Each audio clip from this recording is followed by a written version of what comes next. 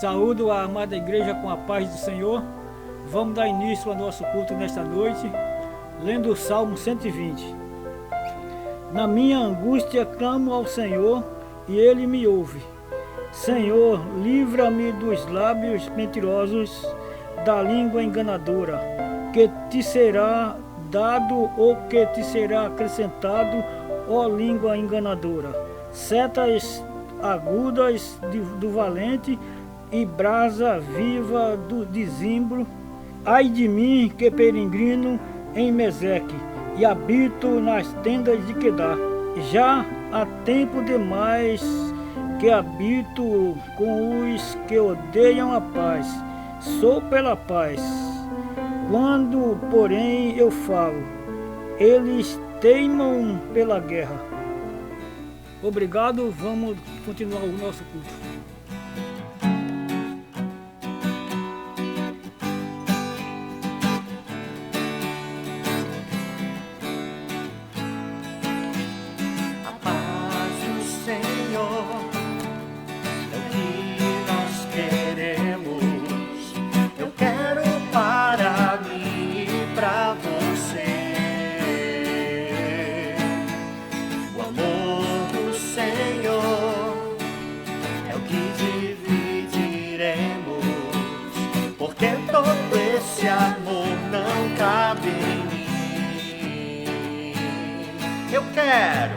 Eu quero é lhe dizer que Deus gosta de você, seja qual for a situação. Eu quero é lhe dizer que Deus gosta de você, seja qual for a situação. As promessas do Senhor duram para sempre, pois Ele prometeu que vai voltar. Tudo passará, mas o amor eterno, eterno como Deus, o nosso Pai. Eu quero é lhe dizer que Deus gosta de você, seja qual for a situação. Eu quero é lhe dizer que Deus gosta de você, seja qual for a situação.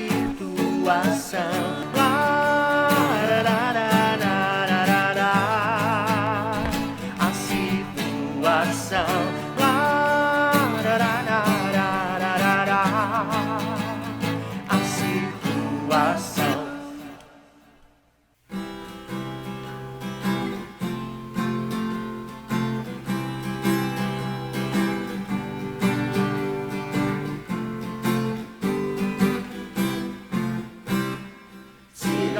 As vagas procelosas são, se com desalento julgas tudo vão, contas muitas bênçãos, dizes de uma vez, e verás surpreso quanto Deus já fez.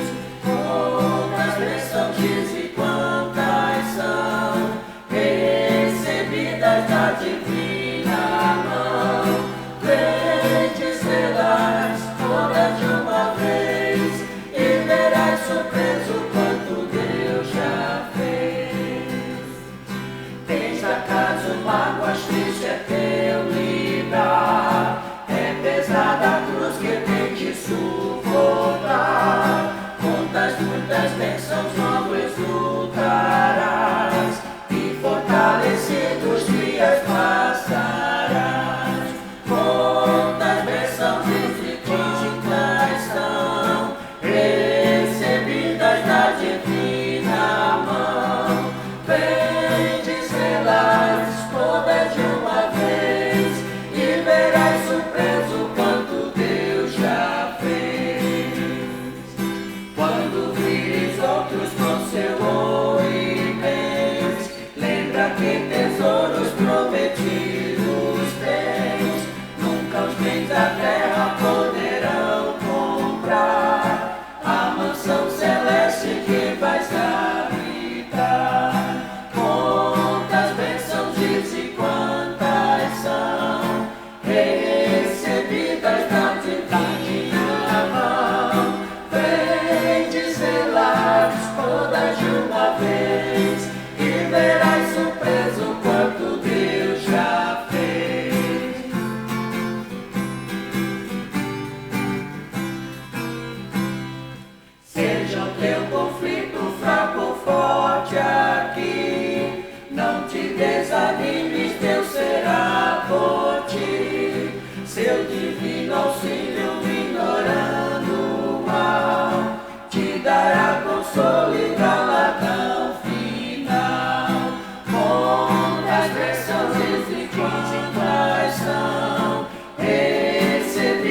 a divina mão, vem desvelar todas de uma vez, e verás surpreso quanto Deus já fez.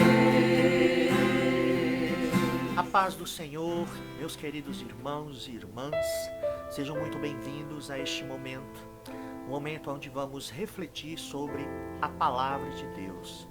Eu já quero te convidar a abrir em Isaías capítulo 53 e vamos juntos meditar sobre aquilo que a cruz satisfez a todos nós, filhos e filhas de Deus. Leiamos, Isaías 53 nos diz assim: quem creu em nossa pregação, e a quem foi revelado o braço do Senhor, porque foi subindo como renovo perante ele, e como raiz de uma terra seca, não tinha aparência nem formosura. Olhámo-lo, mas nenhuma beleza havia que nos agradasse. Era desprezado e o mais rejeitado entre os homens. Homem de dores, e que sabe o que é padecer. E como um de quem os homens escondem o rosto, era desprezado, e dele não fizemos caso. Certamente ele tomou sobre si as nossas enfermidades e as nossas dores, e levou sobre si, e nós o reputávamos por aflito, ferido de Deus e oprimido. Mas ele foi traspassado pelas nossas transgressões, e moído pelas nossas iniquidades. O castigo que nos traz a paz estava sobre ele, e pelas suas pisaduras fomos sarados. Todos nós andávamos desgarrados como ovelhas, cada um desviava pelo caminho, mas o Senhor fez cair sobre ele a iniquidade de nós todos. Ele foi oprimido e humilhado, mas não abriu a boca. Como cordeiro foi levado ao matadouro, e como ovelha muda perante os seus tosqueadores, ele não abriu a boca. Por juízo o opressor foi arrebatado, e de sua linhagem quem dela cogitou? Porquanto foi cortado da terra dos viventes, por causa da transgressão do meu povo foi ele ferido. Designaram-lhe a sepultura com os perversos, mas com o rico esteve na sua morte, posto que nunca fez injustiça, nem dolo algum se achou em sua boca. Todavia ao Senhor agradou moê-lo, fazendo-o enfermar. Quando der ele a sua alma como oferta pelo pecado, verá a sua posteridade e prolongará os seus dias. E a vontade do Senhor prosperará nas suas mãos. Ele verá o fruto do penoso trabalho de sua alma e ficará satisfeito. O meu servo, o justo, com o seu conhecimento justificará a muitos, porque as iniquidades deles levará sobre si. Por isso eu lhe darei muitos como a sua parte, e com os poderosos repartirá ele o despojo. Porquanto derramou a sua alma na morte, foi contado com os transgressores. Contudo, levou sobre si o pecado de muitos, e pelos transgressores intercedeu. Baixe a sua cabeça e ore comigo. Senhor meu Deus e Pai, Criador dos céus e da terra, aqui estamos em Tua presença como igreja do Senhor.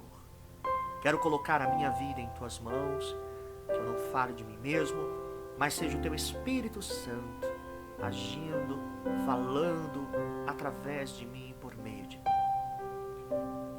Leva cativo todo pensamento contrário que queira atrapalhar este momento.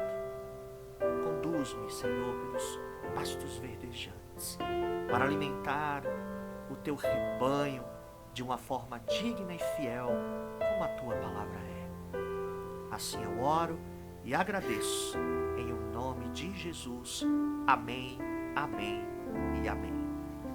Deus escolheu a cruz como modelo de perdão para os pecadores. Essa foi a vontade perfeita do Pai, se derramando e se ensaiando com o Filho, né, na forma do amor. E também o Senhor, através da cruz, nos trouxe a reconciliação. Não haveria outra forma melhor para que os nossos pecados fossem perdoados. Veio um justo sobre a terra.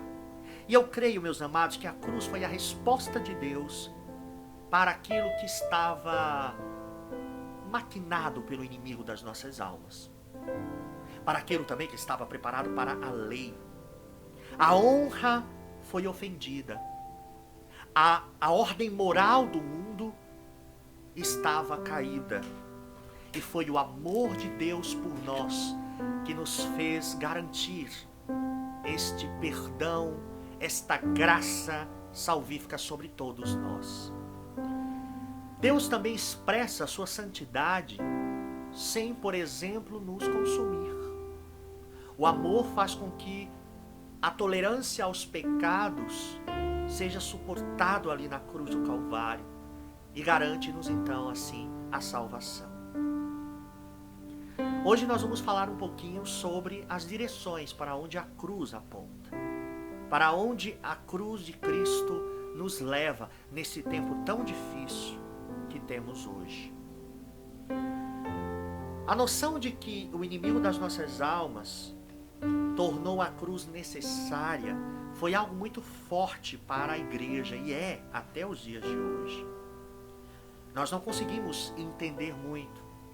E até mesmo os crentes da igreja primitiva reconheciam desde a queda, e por causa da queda, que a humanidade estava presa não somente ao pecado, mas também à culpa e também ao inimigo das nossas almas, o diabo. Pensavam nele como o senhor do pecado e da morte, e como o maior tirano de quem Jesus veio nos libertar. Era assim que se pensava no tempo ali, com a igreja primitiva. E hoje, nós precisamos refletir sobre isso. Será que de fato você tem atribuído ao inimigo das nossas almas a tua culpa, o teu pecado? E aí, meus amados, eu apresento para vocês 3 implicações de pensamento. Primeiro, a gente concede ao inimigo das nossas almas mais poder do que ele possui. É como se o diabo tivesse adquirido certos direitos sobre nós, os quais até o próprio Deus é obrigado a satisfazer de modo honrável. Segunda premissa é pensar na cruz como uma transação divina com o diabo. Deus fazendo um jogo com Satanás. É como se a cruz, o preço da cruz do resgate, fosse exigido pelo inimigo das nossas almas para libertar os cativos, os pecadores. E terceiro, que muitas vezes está no inconsciente, é pensar que o diabo tinha, por exemplo, poder para levar Jesus à cruz. Olha, meus amados, sobre nós pecadores, de fato a Bíblia diz em Hebreus capítulo 2, verso 14, que há poder na morte para com o diabo. Contudo, ele não tem e nunca terá autoridade nenhuma sobre Cristo, porque Cristo era sem nenhum pecado. Ele foi derramado um sangue inocente. Então, negamos que o diabo tenha sobre nós direito, que Deus, por exemplo, seja obrigado a satisfazer. Negue isso. Consequentemente, toda a noção da morte de Cristo, que relaciona uma transação com o diabo, tem que estar fora de cogitação. Meus amados, a cruz de Cristo também satisfez a lei. Uma outra maneira de explicar a necessidade da cruz é a satisfação que é dada para a lei. O que é pecado? Pecado é transgredir a lei. E ela, uma vez quebrada, requer punição. Punição para quem infringiu. A lei deve, portanto, ser sustentada na sua dignidade, defendida e na justa penalidade, para que ela seja paga, para que a lei seja cumprida. Assim, ela é satisfeita. Porque a Bíblia diz em Hebreus capítulo 9, 22, que sem derramamento de sangue não há remissão. Daniel capítulo 6, do verso 1 ao 15, fala sobre o rei Dário. E relutantemente curva-se ao inevitável rei que deu a ordem para que Daniel fosse jogado à cova dos leões, cumprindo uma lei que ele mesmo sancionara, caindo ingenuamente numa armadilha que os satrapas prepararam. Ali a lei havia triunfado, e Deus não pode abolir a constituição moral das coisas que ele mesmo estabeleceu. A lei precisava ser satisfeita, precisava ser cumprida. A conexão de Deus com a lei não é uma relação de sujeição, mas de identidade. Em Deus a lei se renova, ela é viva, reina no seu trono e é coroada com a sua glória, pois é a expressão do seu próprio ser moral, o qual é sempre coerente. Então, meus amados, não pode haver nada nas exigências da lei, na sua severidade, na sua condenação, na sua morte, na sua maldição, que não seja um reflexo, nem que seja parcial, das perfeições de Deus. Tudo o que for devido à lei é devido a ela por ser a lei de Deus. E, portanto, é devido ao próprio Deus. A Bíblia também nos fala sobre a satisfação que a cruz traz para a honra e a justiça de Deus. Anselmo de Cantuária, ele define o pecado como não dar a Deus o que lhe é devido, a saber, a submissão de toda a vontade a Deus. Então, pecar é tomar de Deus o que é dele, o que significa roubar de Deus, e assim desonrá-lo. Se alguém imagina que Deus pode simplesmente nos perdoar do mesmo modo como devemos perdoar uns aos outros, ainda não considerou a seriedade do pecado. Hebreus capítulo 9, verso 22 vai falar sobre isso. O pecado, ele desonra a Deus, que tem como mais justo a honra de sua própria dignidade. Se você deseja ser perdoado, se todos nós desejamos ser perdoados, devemos pagar o que devemos. Mas aí eu tenho uma notícia. Eu sou incapaz de fazê-lo, você é incapaz de fazê-lo. É por isso que Cristo, Deus e o homem se encontraram. Jesus, ele realiza uma obra simples e singular. Ele entrega a morte. Ele se entrega à morte. Mas não como se fosse um devedor. Porque ele era sem pecado. Ele não tinha obrigação de morrer, mas espontaneamente, voluntariamente, faz para a honra de Deus. Na cruz, a honra de Deus, que lhe fora roubada por causa do nosso pecado, foi devolvida através de Jesus. O pecado acarreta uma quebra na ordem do mundo, uma desordem tão profunda que foi necessária uma reparação e uma restituição. A Bíblia chama isso de expiação. Deus também, meus amados, ele satisfez a si mesmo. A Bíblia usa várias linguagens para acentuar que quando Deus é obrigado a julgar os pecadores, ele o faz porque é verdadeiro a si mesmo. Vamos refletir um pouco. Deus descreve-se como provocado à ira por causa da idolatria de Israel. A linguagem de provocação exprime a reação inevitável da natureza perfeita do Deus que é perfeito. Essa palavra é aplicada a Deus, cuja ira se acende sempre que vê seu povo quebrando a sua justiça, quebrando a sua aliança. De fato, é precisamente quando Deus é provocado a ira, que se diz que ele se queima com ela. 2 Reis, capítulo 22, 17, vai falar um pouco sobre isso. E quando vamos falar, por exemplo, no calor seco da Palestina, onde o fogo se acende facilmente, o mesmo acontecia com a ira de Deus, por causa do mal do seu povo. Se, por exemplo, era fácil acender fogo durante a estação seca na Palestina, era também difícil apagá-lo.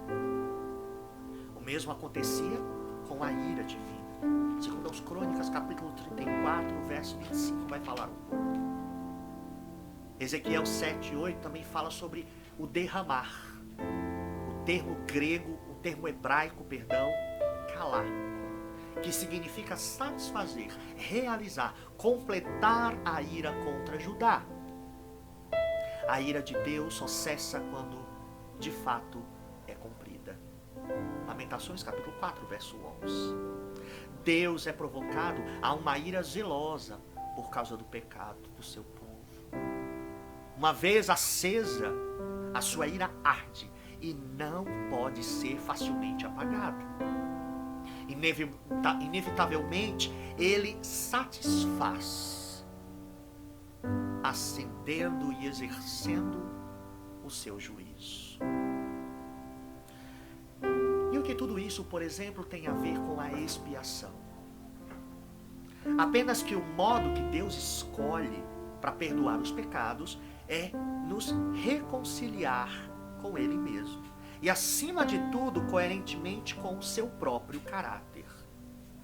Não é somente subverter e desarmar o inimigo das nossas almas, o diabo, a fim de tirarmos os cativos. Nem é somente satisfazer a lei, a honra, a justiça e a ordem moral. Deus, ele satisfaz a si mesmo. No capítulo 11 de Oséias, Deus mostra o seu amor por Israel. No verso 1, ele vai se referir a Israel como filho. O verso 3, ele vai dizer sobre o ensino no andar, tomando esse filho nos seus braços. E no verso 4, o Senhor Deus inclina-se de uma forma, na teofania de Deus, se inclina para alimentar esse filho. Porém, o filho, Israel, prova ser um desgarrado e não reconhece o terno amor do pai. Consequentemente, merece a punição. Mas o que é que Deus faz? Oséias capítulo 11, verso 8 e 9 diz assim, como te deixará, ó Efraim? Como te entregaria, ó Israel? Meu coração está comovido dentro de mim. As minhas compaixões a uma se acendem. Não executarei o furor da minha ira.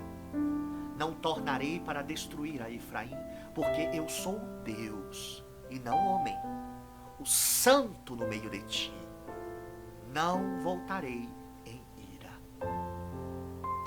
Meus amados, o madeiro sobre o qual Jesus foi posto para ser crucificado representa para a igreja muito mais do que uma simples estaca. A cruz é o melhor símbolo escolhido por Deus para representar o seu amor pelos perdidos e para satisfazer a tudo e a todos. A cruz, ela responde a todos os nossos questionamentos de hoje a respeito de Deus e da salvação. O diabo, ele não tem poder sobre a igreja. Ele não tem poder sobre vocês. E não há direitos que exija de Deus que venha satisfazê-lo. A conexão de Deus com a lei não é uma relação de sujeição, mas de identidade. Glória a Deus por esse momento de leitura e de reflexão da palavra de Deus. Quero te convidar a orar comigo mais uma vez. Baixe a sua cabeça. Senhor, meu Deus e Pai, eu quero agradecer por este momento. Até aqui o Senhor tem nos ajudado. Pai, neste momento, quero colocar a vida da tua igreja. Todos aqueles que estão preocupados com medo, seja o Senhor, através do amor, sarando esta terra, preparando um campo fértil para o crescimento do teu reino em nossos corações. Guarda cada família aqui representada, cada pessoa que está assistindo, possa receber da cura e da paz do Senhor. E obrigado, Senhor, por este momento e esta oportunidade que o Senhor nos garante e nos dá. Nós assim agradecemos em o nome de Jesus. Amém, amém e amém. Deus abençoe.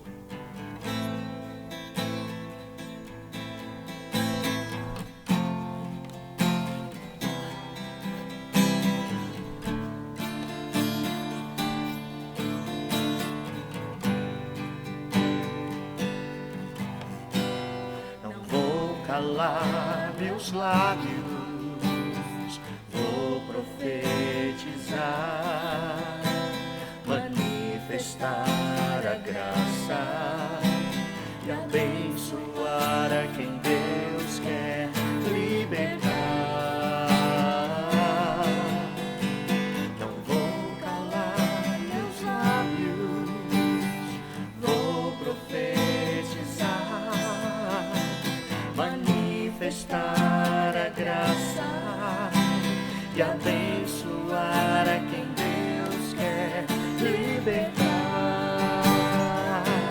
Sobre tua vida vou profetizar, nenhuma maldição te alcançará.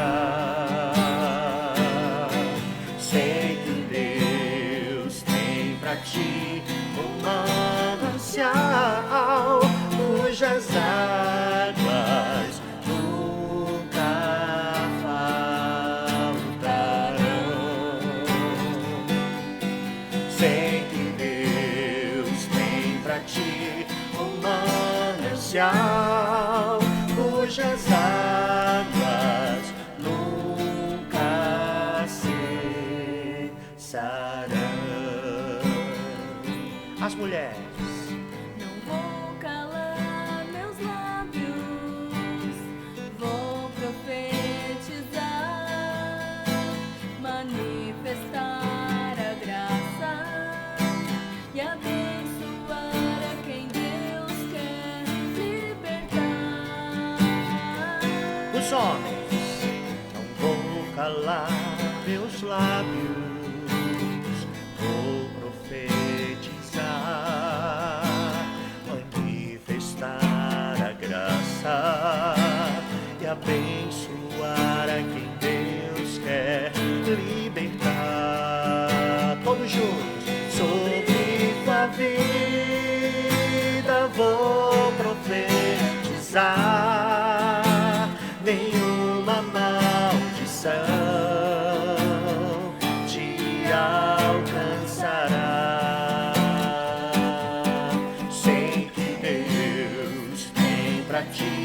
Um manancial cujas águas nunca faltarão. Sei que Deus tem pra ti um manancial cujas águas nunca cessarão.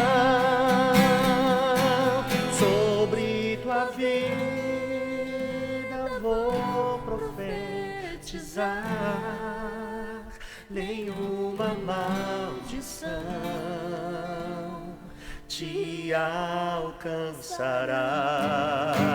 Sei que Deus tem pra ti um manancial cujas águas nunca faltarão. Sei que Deus tem pra ti um manancial